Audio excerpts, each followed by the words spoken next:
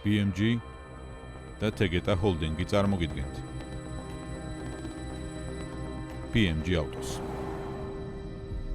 Hyundai 2026 წლის პირველ კვარტალში ამერიკის შეერთებულ შტატებში 205,388 ავტომობილი გაყიდა, რაც 7%-იან ზრდას წარმოადგენს გასული წლის ანალოგიურ პერიოდთან შედარებით. ბრენდისთვის ეს რეკორდული მაჩვენებელია, რაც დიდწილად ეკომეგობრულ მოდელებზე, კერძოდ კი ჰიბრიდებსა და ელექტრომობილებზე გაზრდილმა მოთხოვნამ განაპირობა. მთავარი კონტრიბუტორი Elantras ჰიბრიდული ვერსია გახდა, რომლის გაყიდვებმაც 151%-ით იმატა, მნიშვნელოვანი მატება დააფიქსირეს ასევე Santa Fe და Sonata. ყველაზე დიდი სიურპრიზი კი ელექტრომობილმა Ioniq 5-მა შესთავაზა მომხმარებელს, რომლის გაყიდვებიც 14%-ით გაიზარდა იმ ფონზე, როცა ამერიკის შეერთებულ შტატებში კონკრეტულად ელექტრომობილებზე მოთხოვნა ზოგადად ნელდება. სრულიად საპირისპირო სურათია Ioniq 6-ის შემთხვევაში, მას შემდეგ რაც მოდელის ადგილობრივი ბაზრიდან ამოღება ოფიციალურად დადასტურდა, მისი გაყიდვები 82%-ით დაეცა. Genesis 2030 წლამდე ჩრდილოეთ ამერიკის ბაზარზე 22 ახალ მნიშვნელოვნად განახლებულ მოდელს გამოუშვებს. სიახლეებში შევა როგორც სპეციალური ვერსიები, მაგალითად მაგმას ხაზი, ისე სედანები, რომლებზეც ბრენდი უარს არ ამბობს. ამ სტრატეგიის ფარგლებში Hyundai Motor Group-ი ამერიკის შეერთებულ შტატებში 26 მილიარდი დოლარის ინვესტიციას ახორციელებს, რათა ავტომობილების ადგილობრივი წარმოება უზრუნველყოს. საინტერესო ფაქტია, რომ ძვირადღირებულ ბრენდებს შორის Genesis-მა 1 მილიონ გაყიდულ ავტომობილს ისტორიაში ყველაზე სწრაფად მიაღწია.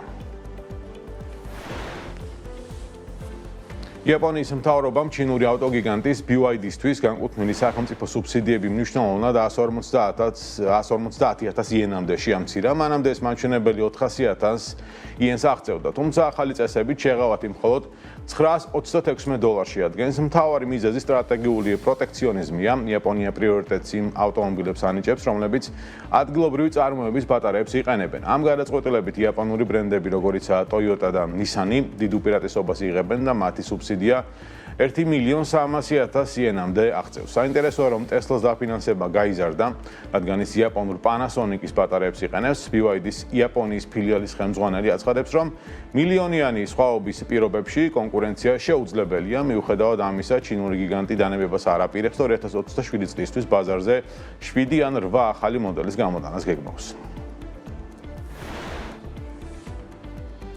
Chery და Jaguar Land Rover-მა საკულტო Freelander-ის დამოუკიდებელ ელექტრომობილების ბრენდად აღდგენა გადაწყვეტეს. ჩინეთის ბაზარზე ორიენტირებული ბრენდი მომდევნო 5 წელში 6 ახალ მოდელს წარადგენს. პროექტში 3 მილიარდი იუანის ინვესტიცია განხორციელდა. პირველი მოდელი კონცეპტ 97 iMax პლატფორმაზე აგებული და Huawei-ის, კატლისა და Qualcomm-ის მოწინავე ტექნოლოგიებით აღიჭურვება. 2026 წლის ბოლომდე ჩინეთში 100 სადილერო ცენტრი გაიხსნება, რის შედეგადაც გლობალური ექსპორტი იგეგმება. ბრენდი ისტორიულ მემკვიდრეობას და ინოვაციურ ელექტროსისტემებს გააერთიანებს.